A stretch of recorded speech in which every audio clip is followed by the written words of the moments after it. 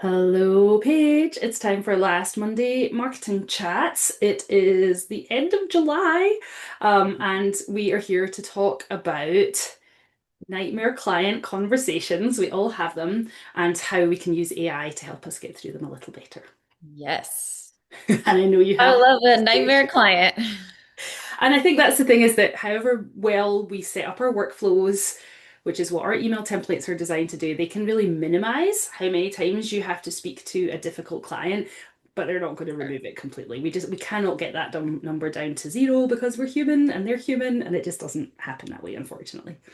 Yeah. Um, so I know that you have really dropped how many situations like that you've had to talk to people about since you put a kind of better workflow in place and really thought Yeah, about big client time. experience. But maybe that means you don't often have to think about it. And when you do, you're kind of like scrambling to say, oh my goodness, how do I quickly reply, politely reply, hold my boundaries at the same time, don't give away more than I want. And crucially, one of the things we've been thinking about is how do I think about how this leads into my whole business strategy so I don't end up losing a ton of money or time in the process. Yeah. I mean, I think that with all this stuff, like the more you have listed online, the more you explain it to a client, the more you cover your base, like your ass while you're doing it, basically, the better you're going to be in those situations. But like you said, like they're still going to come up here and there. You're still going to have to deal with it. And so then when they do, how do you respond? And I think some of this stuff is like knowing how to talk professionally or speak professionally to your clients and like how do you present yourself, which is so massive. And a lot of people like underestimate that side of that communication part of it. And ChatGPT or Claude or any of these sort of systems can really improve your ability to keep it very professional when you're mad, Mhm. especially when you're mad, because it's so easy to like reactively send that email, Yes. answer the phone when they call and get mad and not have thought through all the things.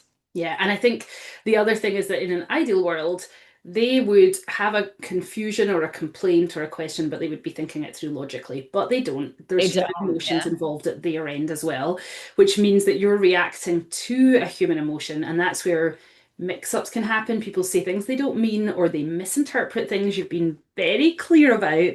Mhm. So that's where I think sometimes a being calm and think being responding carefully can help, but also where we have to be careful with AI because the person who is feeling emotions as they listen to you will read anything into what you say if it's not quite right. And if they sense that there's some kind of meaning behind it, you're being passive aggressive, it's not really quite you, then that can make things worse as well. So AI can be a bit of a double-edged sword with this. And so learning to use it correctly is key. Yeah, and I think, I mean, the biggest thing is always like when you do have a client situation, you should always get on the phone with them, like ultimately, because when you write anything, they take that everything the way that they're thinking of it in their head, and they're in a negative space. So they're gonna read your email thinking or your text thinking that you're being negative to them, even if you're like, no, no, no, I wrote that really nice. Like it was very polite and friendly. Like they didn't read it that way. So using AI to help you figure out what to say on the phone or answer that email in a way that just says we need to get on the phone is big. Yeah, Big. It can't huge. do the legwork for you, and if you try to make it, it's just gonna. Yeah, well, and I think the key about talking in person, not that this is what this is about, but it would be very easy just to take an AI response and think you've done your job because you had replied with an email AI wrote. But what you can hear when you have a conversation is those human elements. Are they getting more distressed? Are they starting to realize what you're saying? Are they repeating your words, in which case they're maybe processing what you're saying and thinking about it? I actually Yeah. watched a really interesting, I think it was an Instagram reel the other day, and it was a hairdresser who was showing the reveal where their client turned around. And it was obviously pretend, but they were using it to recreate a bad client experience. And the client said, oh my goodness, my hair is so brassy and yellow. I hate this. What have you done? And the hairstylist was talking about the difference between just sending them on their way and talking them through what had happened to the point where they started to calm down and figure out how to get out of it, where actually it wasn't such a terrible end result for them. Yeah. And how those conversations can flow and they don't always end up as bad as you think, depending on what's happening. Or sometimes they do, which is another example we have. Would you like to tell us about your client experience this week? Sure. So I had this client who, well, not a client, but this woman who had signed up for a pre-session consult. We offer free consults to come into the studio, do a tour, kind of sit down and learn about our process. So she had booked that about a month ago. It was on the calendar. We confirmed her appointment. She showed up. We had this awesome chat. I was so excited because if anyone's watching this down the road, like the newborn photography industry has been in the dumps this year, everywhere, all across Facebook. Everyone is complaining about how it's gone down. I've seen all these statistics about how it's down 13%, it's down 20%, it's down 30%. And I don't know what number is true. It feels like 100% some days. But so I was all excited because I had this belly to baby consult. She came And in. belly to baby means. It's maternity and newborn together. So she wanted to do both sessions. And she wanted to do studio. She had all these ideas for her maternity shoot. She wanted to do these like boudoir style looks and had lots of ideas. Was all excited, looked through the client closet, everything, right?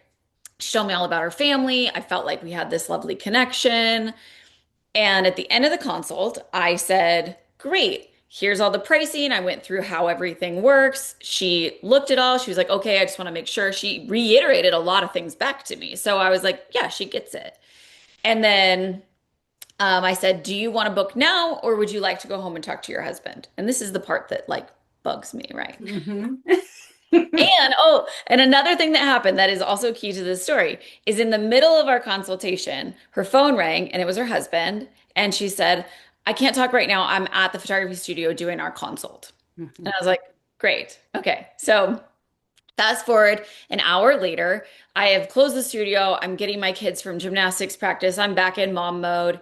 And she calls in, or she sends me a text and it says that she wants to know what my cancellation policy is. And now, like for me, I get this question a lot from moms that are nervous. So it's not necessarily like, I want to cancel my session with you. It's just, what happens if? Like, What might go what wrong? if what if my baby's born super early? What if like yeah, I don't get to do the maternity shoot because I have the baby, or what if the baby's sick and in the NICU and like we can't do it at 2 weeks old? What does that look like? And so a lot of times I will get that question about like how do I get my money back? And so I have to reassure these clients through, don't worry, like if you have your baby early, we can apply your maternity fees to the newborn session. If your baby's born and we can't do a session right away, we can do it anytime in that first full year. So we have all these things in place that we don't have to give a refund because obviously I don't want to Right. refund someone their And money. I think the key about this is that mostly people don't want a refund. They ask Yeah. the question of cancellation policies, but what that really means is I do not know how this process is going to go with my Yeah. baby, my and given birth. And you know that, and you're there to reassure them. However your situation looks, we can make it work. And that's, Yeah. I'm going to guess, 99% of the time, exactly what they need to hear. Yeah. And so this is a part where I went wrong in my community. And like, you have to kind of look at these situations and look back and be like, where did I screw this up? And one of the things that I screwed up is I always email over their contract. I don't have them sign that in the studio. And that was a mistake. I should have had her sign the contract in the studio rather than sending it to sign later. Yeah, yeah. So a mistake number one, right there.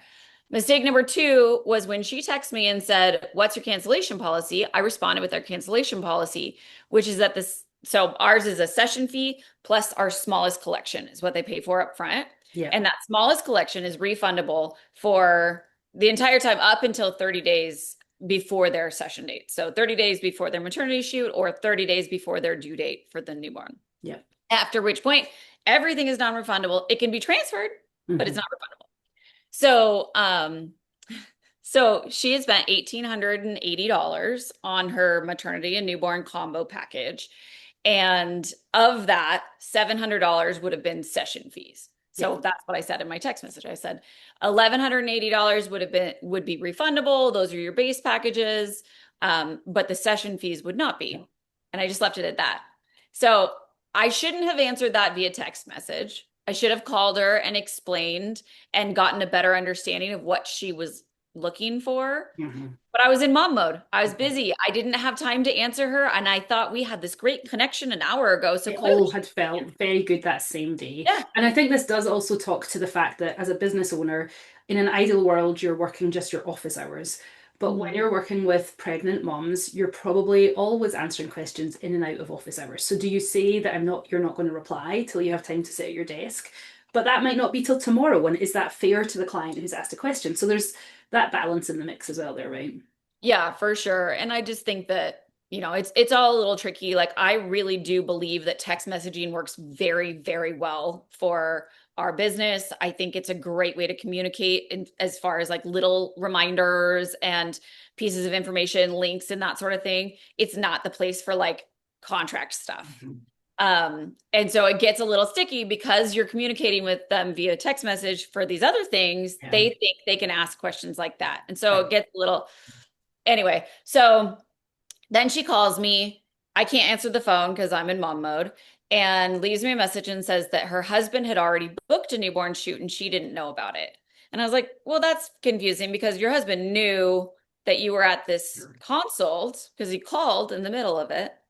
And so I heard that tag or heard that message and was like, okay, great. So she really does want to cancel. And she says, okay, well, what if we just kept the maternity shoot? What would that look like? And so I didn't respond to that right away. And all I said was, would you have time to talk on the phone tomorrow? I'm with my kids right now and we're doing dinner and everything. So I definitely want to talk this through with you. Would you have time tomorrow? And Which she's, then key is that you did respond. I You did didn't respond. respond with details. It's not like you left her on red. Yeah. No, I responded and let her know that I was already out of the studio for the day and that I would love to talk to her and explain what our options would be. And she said, I can talk at noon. And then she said, if we don't get a chance to connect tomorrow, I've sent you an email. And so then I checked my email and I had a nasty email from her that said that I needed to do the right thing and refund her money and et cetera, et cetera. She didn't want to work with me anymore. No explanation for why she had a complete change of heart in that. She had said over the phone that her husband had booked a newborn session, but in the email, she had said nothing like that. So the next day when we talked on the phone, she said that her husband had booked both a maternity and a newborn shoot, which so like what line number 19? I don't know. Um, and she just wanted to cancel the whole thing. So this is how we got to the AI thing. Long story short, I asked AI that night, I was like, okay, I need to respond to this woman in a kind but professional way to be clear about my cancellation policies. And one of my cancellation policies is that our minimum, like non-refundable, is the $200 session fee. That's for our smallest session. So like our just the baby session fee is 200. All of our like family sessions, cake smash, everything like that has a $200 session fee. And so I needed to make sure that she understood that she was getting charged that no matter what. It doesn't matter if it's 5 minutes afterwards or 5 weeks after booking, we charge that $200. And the reason why we do that is because Square does not refund processing fees. So for an $1,800 photo shoot, that's almost $50 worth of fees. And I'm not eating that. And then my studio manager deals with all of the admin stuff. So even if it's 5 minutes later, she's putting all your details in and she's working on your account immediately and making sure everything is up to date and she's got all the notes. And You've so, also held time potentially in calendars. You've held space that you think that you have a client, which maybe would affect conversations you have with other potential clients. I mean, an Which hour later, you could argue that like I didn't really hold her space very long. But if it was more than an hour, then yes, Mhm. for sure, I Yeah. would have. And then at what point is the line though? Is that the next day? Yeah. Like what if you had happened to have a conversation with somebody? So I don't feel like you need to justify those to a No, client I with the don't think so, exact but I details. I feel like I need to justify it to any newborn photographers listening Yes, to yes. this because I think a lot of people would say, "Well, she booked an hour ago, just refund her money." And I understand that perspective 100%, especially like as a consumer, I would feel that way too. Except we do have Square processing fees and admin time and all that sort of stuff that goes into setting someone up in our system. And and I spent all evening stressed about what to talk to her about and then had to have a phone call with her the next day. So I spent hours on Thinking hers. about this, yeah. And I think that's another thing to think about, which we've talked about before, is being aware of the true cost of your business Yeah. time per client. And that includes the lead stage at before they've booked. Now, that time we usually write off, but we assume it's a certain amount of time that we spend per potential client. And then Yeah. once they sign the contract, what all is involved for you to do? Because again, it feels really easy at an hour that you've not spent too much time. Some people may not have spent any time yet because they haven't gone to their computer. But what if it's a week Yeah. later? What if you did start that night, but you don't normally for a few days? Like if you haven't really thought through how much time and effort and work and fees are involved, then you don't know what your true loss is if you're having that conversation with a client. Yeah. Yeah. I mean, I feel very justified in charging that $200 session cancellation fee. And I've got it in my contract and it's on my Well, I was website. going to say it's a contractual term, so honestly, Yeah. yes. Yeah. And then the problem is that if you feel like, oh, I should break my contract terms, which you sometimes choose to do because you don't want negative publicity, because maybe there is a way to work together in the future or they pass on your name, then how do you break the terms in a way that feels fair to you and fair to them? It's a difficult balance. Yeah. Yeah, and that's where AI comes in, is helping you to kind of work through how do I say this in a way that's professional? How do I get it clear that I'm being fair and reasonable and doing the right thing for my business as well as for you as the client? And so I really wanted to, I used AI to try and figure out how to explain to her because technically she had $700 worth of session fees. So contractually, I could have said, sorry, Deal like, done. it's $700 worth of fees, right? But that didn't feel right to me. That didn't feel fair. She really had booked an hour before. So I'm not keeping her $700. But if I just say it's a $200 cancellation fee, I think she's going to come back at me and be pretty mad about that. And I wanted to explain it that I'm not going to keep her $700, but there is a $200 Right. cancellation And fee. And also, here's it's how not I priced it. zero because you would lose out at zero. So there has to be some number between 0 and 700 that feels appropriate. And also, the key is the why it feels appropriate. It's that you want to be able to explain it like succinctly enough that you're not rambling on and bringing in side arguments that are maybe not directly relevant because you are feeling emotional and trying to justify what you're doing. And it can be really easy in that when you're doing that to start bringing in things that maybe don't feel relevant to the person listening. And then that just adds to their frustration. Yes. Yeah. Let's try to not really infuriate this client. Well, and I think so that to the point of there being a potential that the client had made exaggerated or made up some things that they talked about in the conversation, it definitely sounds to me like that might have been going on. But I think when we talked about this before, we mentioned sometimes people do that. They're defensive. They don't want to explain to you why they actually just changed their mind, or Yeah. maybe her husband just said, "This is too expensive. We're not doing That's it," fine. and she's like, I don't want to get into a back and forth with you, so I'm just going to pretend that my husband booked. Yeah. Now, I don't think it's the right way to have the conversation, but I can kind of understand how people get themselves into that. Yeah. But then what that triggers for us is this unfairness of like, don't lie to me about this. This feels unfair to me. And so where I think AI helps with that is if you had started to go down that road, she's going to get more defensive and aggressive. You're going to get more mad. Like it's not going to help resolve, but it's really Right. easy in a conversation to kind of accidentally go down that road. And now you're stuck yelling at each other over the phone about who's lying about what. So for Well, the to thing help that's like, AI stay on point, I think is really important. oh yeah. No, I was just gonna say, I think the thing that's important to remember is that like unfortunately, in these situations, the business owner is the bad guy.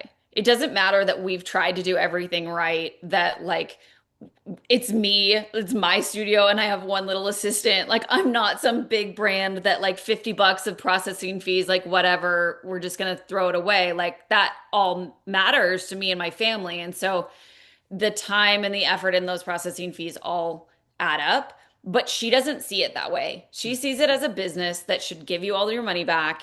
And that's that. Or So maybe I need to even protect the I just mean like as the two parties involved, the mhm, business is always going to be the bad guy. So you yeah, have to find a way to present yourself in a way that is like protecting your reputation and who you are and what you do, without getting into the weeds or like right. taking it super personally. Because really, like she probably went home and got yelled at by her husband. I don't know. Yeah, I mean And that then it was seems like, like a, well, I don't want to take responsibility for this, so I better blame Paige at a Clean and way. Co. for convincing me to book this agent. I don't know. Right. Well, and But I was also going to say though that it may have, or it may sometimes be the other way where someone thinks, well, you're not really a big business. Like what all you did was agree to take my photos, and now I've changed my mind, so just give me my money back because yeah, you're just a mom sitting here who's going to take my photos. And so how you present yourself as a business, not like a big box everywhere kind of business, but also not just someone who had a chat on the phone and can now just send your money back because it's fine. It yeah, doesn't really matter. This is not like Venmoing money for a dinner and then changing your mind you're going to go with your pals. This is like a business which incurs costs and has admin, which if she didn't see your studio assistant when she was in, maybe she didn't even appreciate that you had other levels of costs beyond just having a chat and then like asking for her deposit. So I think, and that too is what you and I talk about a lot as we think about those emails you send all the way through the system of being consistent about how you talk about your business so people understand. If you want to present yourself as and I don't mean it like this, but like just a mom who takes photos, then be consistent about that all the way through so that everyone has that same expectation and you don't suddenly start talking about administrative fees right, when you have a conversation with a client who's like, but that's not the way you talk to me in any of your other emails or texts. right. So being consistent about how your business sounds is really important. Yeah, absolutely. I mean, a lot of this stuff just all comes back to everything that you do, Jill, is just like brand voice, brand voice, brand voice. Like, how do you explain yourself in a way that feels true to you and your business and like how you choose to present it? Well, and one of the other things before, and we will get into the detail of showing you some of what we talked about with the AIs, but before we even get into that, you had mentioned, Paige, that a lot of people would say, just refund her the money, it doesn't matter. Yeah. And we compared this to the 5 year ago version of asking AI, which was go to a Facebook group and ask people, what should I do in this situation when I have this nightmare client? And the truth is, you can get as many answers as the people that reply, and they are not necessarily the right answer for your business. Yeah, and people are polarized on that sort of stuff. Like there was one the other day that I was reading about, and it was like a mom had requested all these changes to this photographer's contract, and a bunch of people were like, red flag, fire her as a client, like get her out of there. You don't want to work with her, and like just out of their minds with because one of the things that this woman wanted her to do was to wear a mask. And the photographer said she didn't want to wear a mask. She didn't want to adhere to that request. And all these photographers said, no, no, like red flag, get her out of there. You don't, like that's ridiculous. She can't tell you to wear a mask. And then the other half were like, why is this such a big deal? It's just a mask. Don't you want to keep this client? She's not asking for anything like that out of the ordinary here. So why would you like fire a client over a Mhm. mask? So, like, I mean, masks are always a kind of polarizing topic anyway, Right. but this sort of contract stuff is always going to get you different opinions from Mhm. different people. So you have to be pretty clear on like, well, what feels right to you? Yeah. What feels fair? Like, does it feel fair to keep her whole $700 because that's what your contract says? Like, that's one way to look at it. Yeah, I So, think, and as an ex-lawyer, I would be like, keep the money. As a yeah, business owner, I would not say keep the money. But in my old days as a lawyer, I would have been like, what are you talking about? Just reply and say that's the contract terms, yeah. which just goes to show how the place we are in our business and life changes that. And I think that's the real key. AI is not really any different unless you prompt it particularly. It's not any different than a random business owner replying in Facebook. So they don't know your business unless you tell them everything about your business, which you can do for AI, and we're going to talk about that. They don't know the details of your business and what feels right and wrong for you. And I really strongly feel about this at the moment a lot because I help clients use AI. Do not outsource strategic business decisions to another person or AI. Right? It's your business decision to make. It's not AI's decision or some random person on Facebook's decision. Well, So and I what's think right that for your you can business? ask AI those things. Like Hmm. you shouldn't say, "How should I handle this?" You should say, "Give me a list of ways that this could possibly be handled." Hmm. And then it might spit out 10 different ways that you can handle it. And And you then you're decide. like, "Oh, this is the one that feels good to me. Okay, let's explore that further." Yeah. I mean, like that's how I use AI is Right. I allow it to like give me some options when I just don't know. Because sometimes things come up and you're like, I hadn't ever thought about this. Like, I don't know. How do I respond to this Yeah. person? Maybe that is a good option. Or sometimes saying, I want to do this. Can you help me figure out how to say it? You're not Yeah. asking it to reply just blank. You're saying, here's sort of how I would like to go with this. Can you make this wording sound better? Yeah. So I think one of the things we should probably mention at this point, as we think about sharing some of the language that we put through the AI models, is that you use AI a lot in your business, which I'm all for. Clap, clap, clap. But the key is that your AI understands your business. So can you tell us a little bit about how you make sure it knows what your business is? Yeah, so I had this amazing business mentor last year, and she was the one that kind of introduced me to this idea of using AI. Like, I mean, I know now it's becoming more and more common. A lot of people use it all the time, but her whole thing was you need to know who you are first. So she was like, "Who's your ideal client? What does she look like? Make up a name for her. How old is she? What is her income level? What does her husband do? Does she have a husband? Is she married? Does she have other kids? Like." All those factors for the ideal client, right? And then what does your business look like? How is it structured? What's your pricing? All your packages? What's your social media style? Like, how do you like to talk on social media? Do you give like tips and tricks, or are you just like, oh my God, look at this adorable baby? Like all those little things about like how you like to do things are all like in an actual document that she had me do all that stuff first and foremost. And I was like, I've done this. Like at first I was really annoyed about it because she was like, well, no, I want you to go through this template and fill out these things and tell me about your business. And I was like, okay, yeah, yeah. But it did make me realize that I had gaps in that thing, that knowledge of like, oh, I guess I don't have like an actual like contract weather policy for outdoor sessions. Like maybe I do need that, little details of that. So I filled out all these different documents for my ideal client avatar, the way I like to talk, everything I could possibly think of for my business, she had me do. And then you take those documents and you put them into your system. So I don't know how ChatGPT works because I use Claude. So I'm not as familiar with the process. But in Claude, you have these different project folders, and each of those folders has different information. So I have a flow and format project that has all the information about what Jill and I do This and stuff. how we talk to you guys and how who I am, who Jill is, what we're trying to sell, what we're trying to build, and like the resources we're trying to create. And it is separate from Mhm. all my Clean and Co stuff. And that works really well for me because I don't want it to bring in stuff about my Clean and Co photography business when I'm talking about flow and format. Or vice versa. Yeah, and same thing for like I have my own like editing courses and newborn photographer education. Mhm. And that's another project. Different Like I projects. have three, right? Because And that client is totally totally different than the different, new right? mom in Boise. That's But a they're new also kind of on the world. overlap, which is why it's really Yeah. important to have separate projects because otherwise you're using terminology across all three projects, across all three businesses that are the same. And so if it's Yeah. not very clear, and by which I mean you have made it very clear, then the AI doesn't know which one it is. I want to also just quickly jump in and say this we're talking about here is what a good copywriter will do for a business.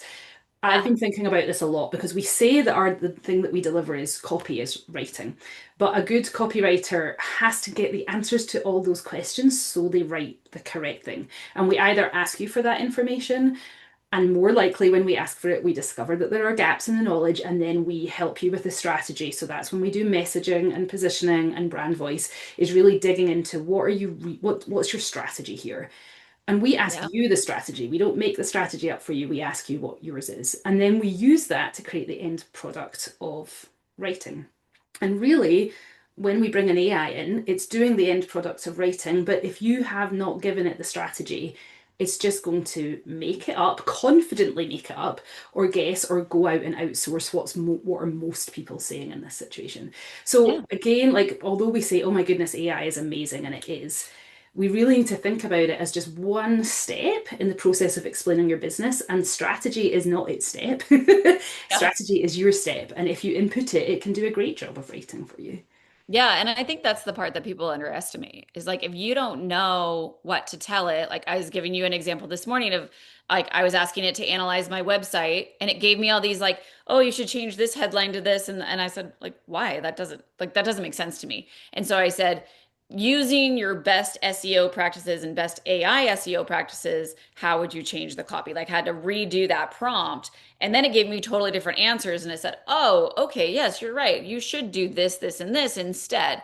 But if I hadn't known to ask it to use SEO friendly and AI SEO friendly terms, I would have just gotten copy and like put it in and hoped for the best, right? So, And it would not have admitted it didn't include that. So the thing that's right. frustrating, and if the people listening have used, if you've used AI before, you'll have noticed this. But if you're new to AI sounds incredibly confident about everything Yeah. it does. It doesn't have this human sense of saying, well, do you know what? I don't actually know the SEO side, but here's what I think as the equivalent of your mom at the dinner table looking at your website, which Yeah. is like, well, thanks, mom at the dinner table. But like, what about if I showed this to an expert? What would they say? Oh, well, Yeah. and so being aware that it will always agree with you, but it doesn't mean it knows. It doesn't have that base knowledge underneath. And so you either have to have the base knowledge or be aware that it has a gap there or Yeah. ask it what knowledge it's based it on, or just being aware that you can't just copy and paste what it says and then use it without double checking, which is again that like take ownership of it's still your output at the end of the day that you're responsible for, even if you get AI to write it for you.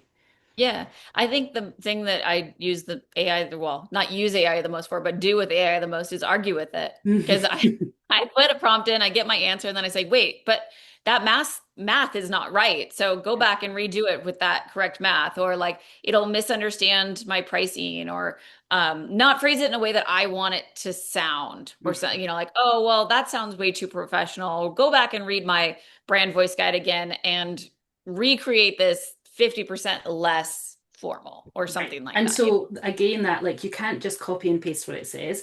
You have to like look at it, decide, is this a right? And especially if it comes to your own business, is this truly representative of what I want my business to do? So I'm going to actually share the screen at the moment. That's not what I'm going to do. I need to find the Yeah. screen share. And we can show you what we did was we put, can you, yes. And I'm going to just pull this up a little bigger so we can see it. We put the questions, Paige put a set of questions through Claude, which is the AI that she uses. Now, I also use Claude mostly, but I also pay for chat because I sometimes talk to clients about it. And so I ran it through Claude, which through Chat GPT, which knows nothing about Paige's business at all, so that we could look at the difference in what happens when your system is somewhat closed, which means you've given it your strategy and your information, versus what happens when you just use like a blank AI, which I'm going to say is the equivalent of Paige's mom. Paige's mom with the internet. Like what happens when you ask these two different things, what's going on? Um, so the first thing that I really wanted to show people to think about is this thread, as Paige thought through what she might want to say by email and by telephone call, is 15 pages long in a Google Doc. This is not, she just didn't type in like, what should I reply to this message? And then got an answer and pasted it into an email. There was a lot of back and forth and thinking about, is this what the person really wants to hear? So maybe you could tell us a little bit about that thought process as you went through it, Paige. Yeah. So the first thing that I asked was just like, so the session fee is $700. Like, what happens? How do I respond to this person? She wants to know her options, and I said that $1,800 of the total price would be refundable if, or $1,180 of the total price would be refundable if she wanted to cancel. She wants to know what would happen if she just canceled the newborn shoot and kept the maternity. How can I answer that? So when I was first getting her messages, that's where she had left it with me. So this is prior to me receiving her email saying that she thought I should do the right thing and refund everything. This, So the first question is, how do I answer this in a way that explains, because I knew what I wanted to say. I wanted to tell her that she could use the fees that she had paid towards her maternity shoot. But how do I explain that in a way that is clear and gets my point across and makes it like these are her options basically. mhm. And so it gave me these refund calculations of what she paid. Like she paid $1,800. If you keep only the maternity session, you would get it would be $790 refund calculation. You'd get 1090. And so this means you'd receive 1090 rather than 1180. We discussed for a full cancellation since you'd be paying the regular maternity session fee without the combo discount. Please let me know if you'd like to proceed. And so then my next question to it was, yeah, but then she's not getting dinged at all for canceling early. I'm just allowing her to cancel, which didn't really feel fair to me. Like I wanted her to have some sort of skin in the game. And I was going to be fair. I was going to be Hmm. fair in the sense that like I was going to put that towards her package, but not just let her out of it. Yeah. And so that next question was, well, I basically want her to have to keep $990 worth of it for the maternity session, 790, which is what our normal price for a maternity session is, plus the $200 newborn fee that would have been a cancellation fee, but now could be applied to our bigger And I package. just want to show around this. This is where Paige's prompts are in yellow. So as Claude explained the last one, it talks about how great it is. Then Paige pushes back a little and it says, You're absolutely right. Every time you do a prompt with any form of AI, it does this. It will not tell you that you're wrong. Even if objectively a business strategist or somebody else who does what you do and has a lot of knowledge would say this is the wrong approach, it's very hard to get your AI to tell you that without expressly saying, critique my choice in the next question. Yeah. And even then, it doesn't always do it very well. So, like, that's the part to be aware of. This can make you feel great and Yeah, make it's you think you're confirmation bias. right. It It makes you think you're going down the right path, and you may have completely started to go down the wrong path. So, just be yeah. aware of that as you're using the prompts. Yeah, Um, absolutely. So it then explained, these are the two different options. If you cancel it with the fee, if you apply the newborn session to an upgrade, here are the options. and then I'm going to skip over to our chat one. So this is where I use Chat GPT to go through the options because the next part that I'm way at the bottom. Let me move it back up. Yeah, the next part that you asked about was, well, maybe she would want to modify the package to something slightly different, and you have some other upgrades. Like maybe if she just wants, because at one point she'd said What the if I just kept the maternity just session? keep the maternity. Yeah. And that's where I think it's key that we know that in your system, where you've given it information, Claude knows what your other packages are. So you Yeah. can just say, or what would happen if I used the modern collection or the signature? Now, in this one, you did give numbers, but Mhm. if it knows about what you do, you don't even necessarily have to do that. But when you ask Chat GPT about this that doesn't know anything about how your system works, it really all it does is tell the person they can spend more money, but it Yeah. doesn't tell them what value they would get out of that money. So if you like this email basically says another great option instead of canceling is to apply what you've paid to a larger package, and then it explains how much more money you can pay. And then it says, let me know if you'd like details on the packages. Like if I got that, I would be like, why do I'm trying to Yeah. spend less Why are you money? trying to convince me to spend more? Yeah. And there may Yeah. be valid Really reasons funny. too, and Claude might be able to explain those, which might, and in fact, it did. It talked about how it was like a more personalized session that you would get. It may, for example, and I don't know for yours if this is true or not, but it may include like hair and makeup where a base package wouldn't or something. But because ChatGPT doesn't know anything about your offers and what you do, unless you include that in the prompt, it's giving you an email which honestly, as a person reading it, this would not make me want to go and buy a bigger package because it gives me no No. reasons to Well, let it go. also, like, at the beginning of the email, it talks about canceling the newborn session, but then it says you could upgrade either session, Right. maternity or newborn. So you're like, well, wait, what is it talking about? Like, I want to cancel one of my sessions, Yeah. not upgrade both of them. Right. So it's not even really, and that's the kind of thing where you have to read it, even in these uncomfortable situations, like you are the annoyed client, right? Like, Yeah. if you read this, would this be acceptable to you? And I would be like, no, I need to add more information about the package. But at this point, because Paige just wants this email out the door and sent to the client, she would have to now go get that information, copy and paste it in, or summarize it in some way. But when she puts this through Claude, it knows this information and it can, you could give it a little prompt that said you didn't include the details, and then maybe it would. So Yeah. there's a lot more work, even though ChatGPT is giving us a kind of reasonable template on how to reply. The details of it are not very helpful for your business. Well, and I think it's really important to note here too, if you have different session types or different things included in whatnot packages, like I only have hair and makeup included in my luxury package. And so I don't want Chat or Claude to say, and professional hair and makeup is included. Because then if I just send that email to my client and they go, oh, great, okay, perfect. Yeah, let's keep the maternity session, hair and makeup's included. Perfect. And then I look back at it later and I'm like, what are you talking about? Professional hair and makeup is not included in my maternity sessions. It's an add-on. But And she it's goes, too well, late. no, your email says it's Yeah. included. And And if you've now, like, sent it, that's on me. That's mhm. my bad. That is something that I'm absolutely going to eat as a Right. cost because Because you've I messed said up. it. I put it in an email. I screwed that And up. that comes back to strategy. You may choose as part of this negotiation to say, guess what? If you move up to the bigger package, I'll throw in hair and makeup. And then actually it's not so bad pricing. There's a situation where you might include that in a negotiation, but that has to be your strategic business decision, not an accident because ChatGPT just suggested it, because it's maybe the kind of thing it sees when it goes searches the internet of how people respond to those kind of claims. Yeah. Um, One of the other things I noticed in both of them is that they talk about, for both ChatGPT and on your Claude one, it talked about this modifying the costs. And you had said, well, it's not a modification fee. Like it's not, I'm not charging $200. It's that it should have been charged anyway.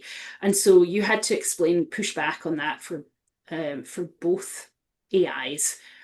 And that's another thing that you have to look at is like you're responsible for reading it. And if you read it and it says modification fee and you're like, well, that doesn't really explain what I'm doing. And I could imagine a client getting annoyed that I'm charging them a modification fee. Then you have to say to it, please rephrase this and call it something different. And again, take ownership of like how this sounds when it goes out to the client. I mean, I think really what you have to treat AI as is like your assistant that knows everything about your business. If you've given her all the details and you put all those things into your project knowledge, then she knows this is how we do business, but she's not right all the time. She's Mhm. still not going to respond like you do, or Yeah. he's not, right? So if I tell her to write this email for me and then I look at it and I like my studio manager's name is Jen. So if I was like, Jen, like I don't want to say it like that though, because that's really confusing. Yeah. She'd go, oh, okay. And she'd go back and write it again. Or like if I had hired you to be my copywriter and I was like, but Jill, I wouldn't say it like that. Like, can you rewrite it for me and say this? Yeah. Like you need to use it in that way where you're like, I'm now the editor. I don't have to write it anymore, which is lovely because I'm not a writer, but I still have to edit it. I And still you have to make still sure what I want to say. need to check it and have ownership of it, because if you're sending it out, who regardless of who wrote it, just like if Jen wrote something and messed up, you would still be responsible for that if it goes out on your Absolutely. company as a business. It's the same with AI. You are responsible for what you send regardless of how it gets written. And I think that other thing about brand voice, like how you sound, is key, because especially if it comes in an email, you're aware that the person reading it is kind of defensive already. If all of your emails have had a very warm, friendly, and you've always used I in them, I can't wait to see you, I'm excited, my business is going to do this. And then suddenly that you get a slightly stiffer, more formal sounding, and it talks about we as a business. Like that would put me on edge if I'm a person who's arguing with you about the details of the contract, because suddenly it's like you've gone formal on me, you've gone into full business mode. It may worry you that like a lawyer's got involved, like who knows what's actually going on kind of subconsciously in there, but it will feel wrong if it goes very much from one tone to another tone if you're in the middle of an awkward conversation at the same time. So that's where, like, when we create templates for the business, we very much think we have like 12 different kind of tones and voices that we write them in so that you can, and the goal is you pick the one that sounds most like you, because they're going to Yeah. meet you at the end or at some point at the beginning and you want everything to sound consistent. Well, and And also well, this though, too.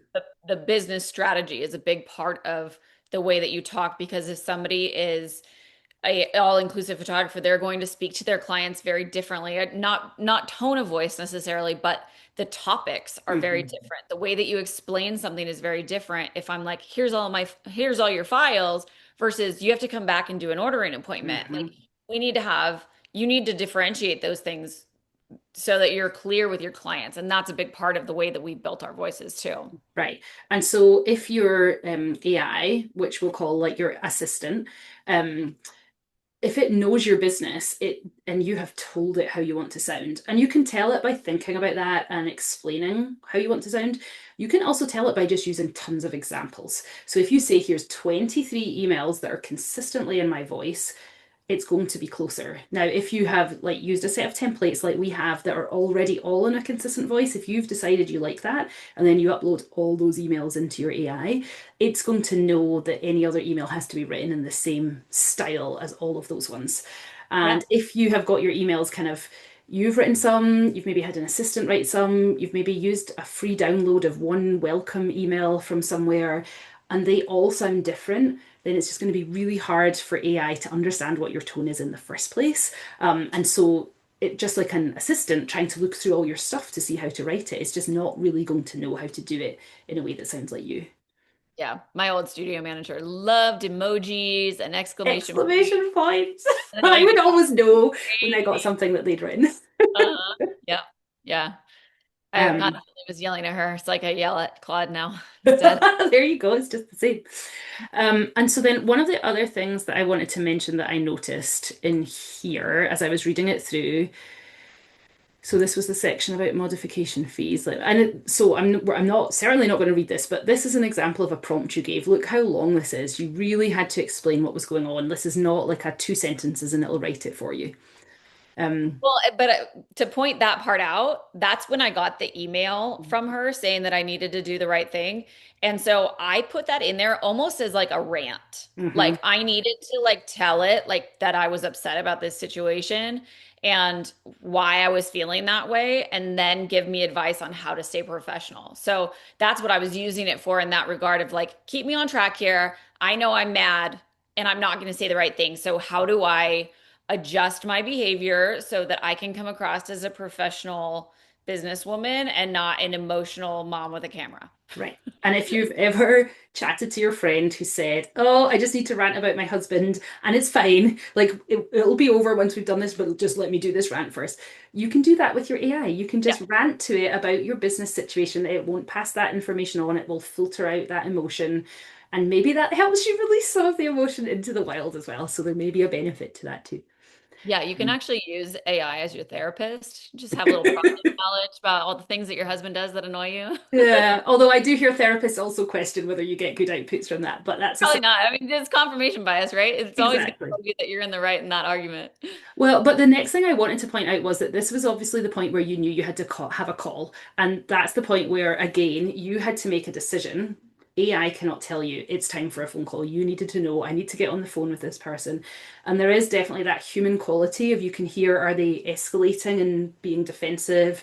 This is just not going anywhere. Are they starting to see your side of things? Are they getting upset? Maybe something completely different is going on that they've never mentioned. And now that you have this additional context, things are different.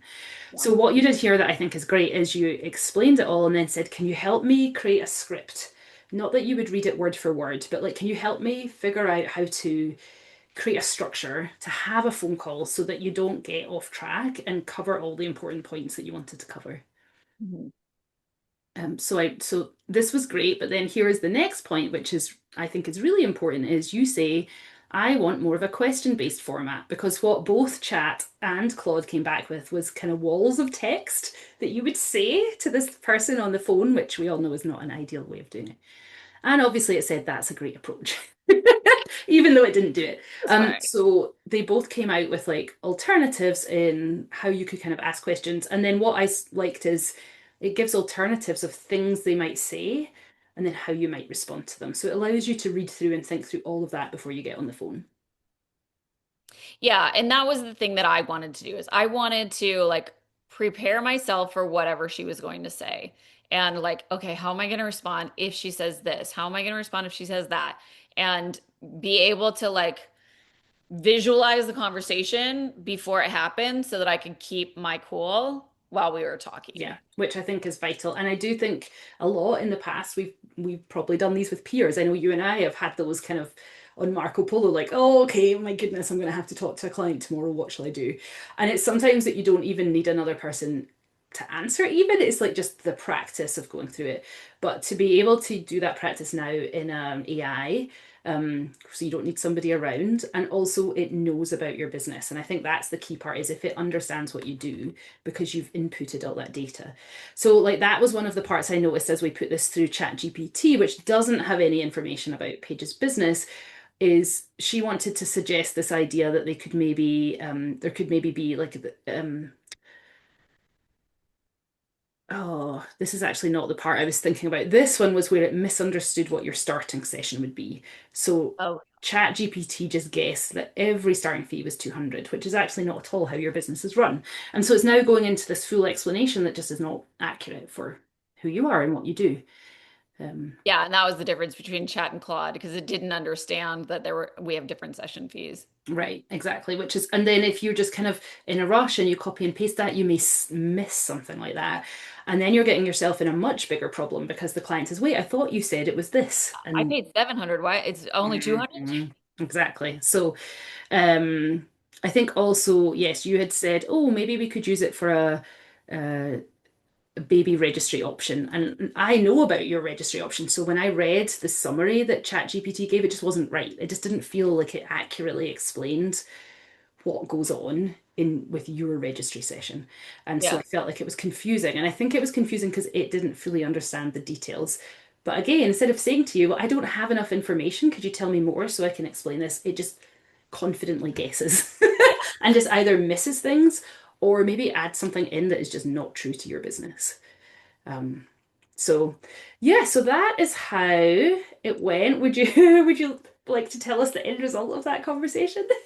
Oh, yeah. Well, the end result was that she called and just said that her husband had booked both the newborn and the maternity, and she didn't know, and that they just wanted to cancel everything. So I actually didn't need any of those talking points. I did explain to her that it would normally be 700, but that I understood it was only an hour later, and so I would only charge her our smallest session fee, which is 200.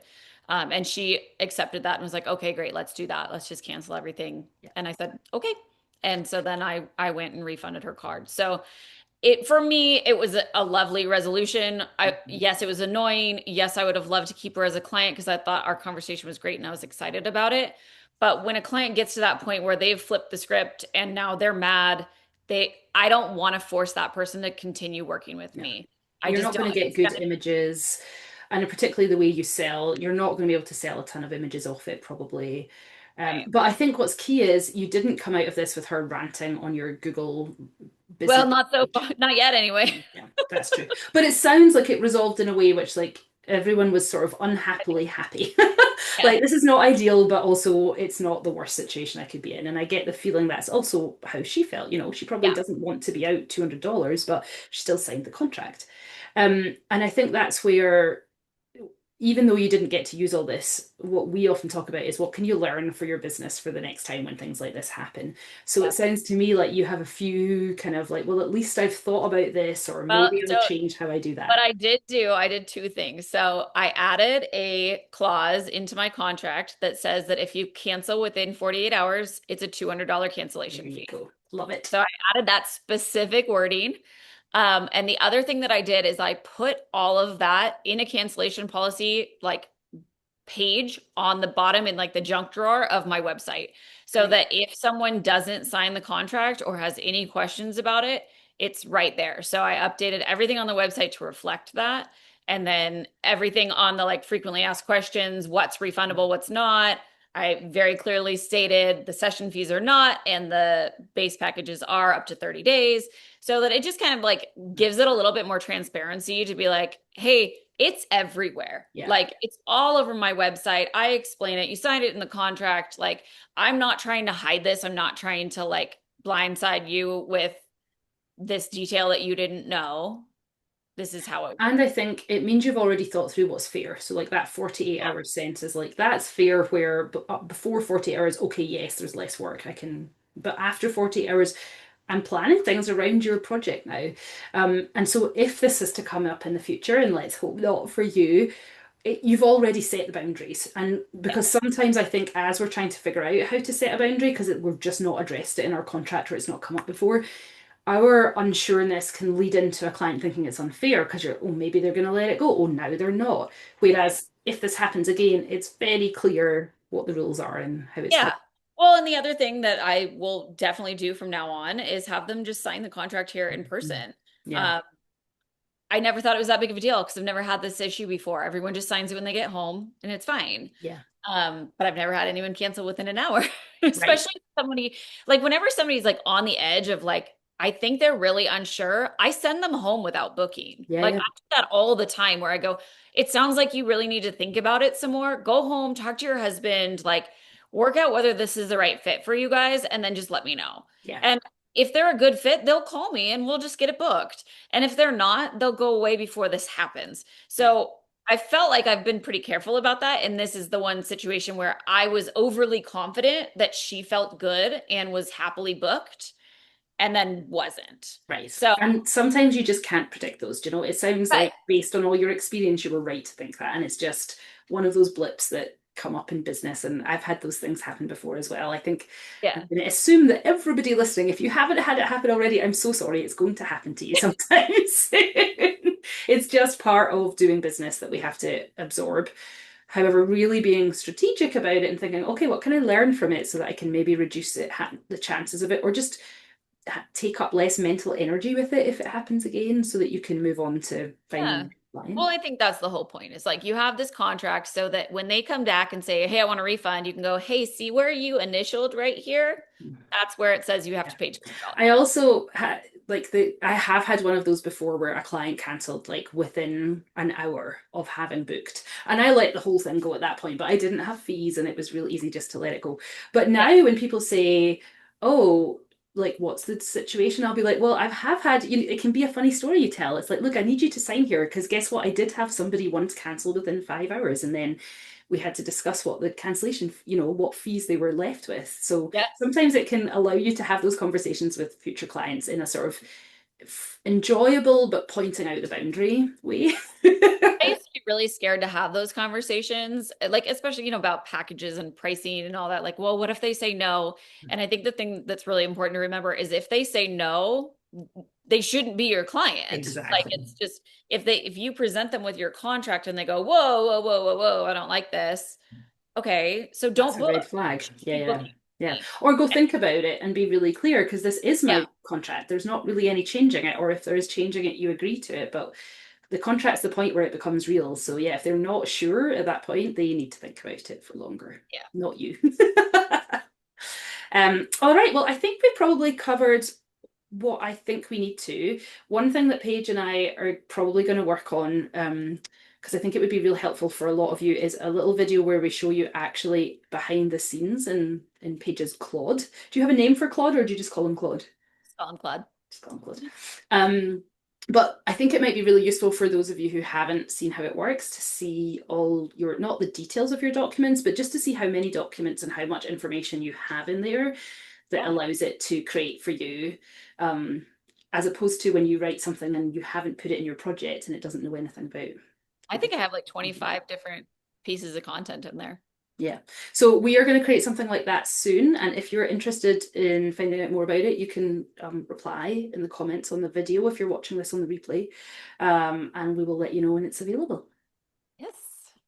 Excellent. All right. Well, fingers crossed your next client, potential client goes better than that one, Paige. Yes. They usually do. It was a rare blip, but A good rare blip. example for this call. All Yeah, definitely. Excellent. And we'll see you all next month.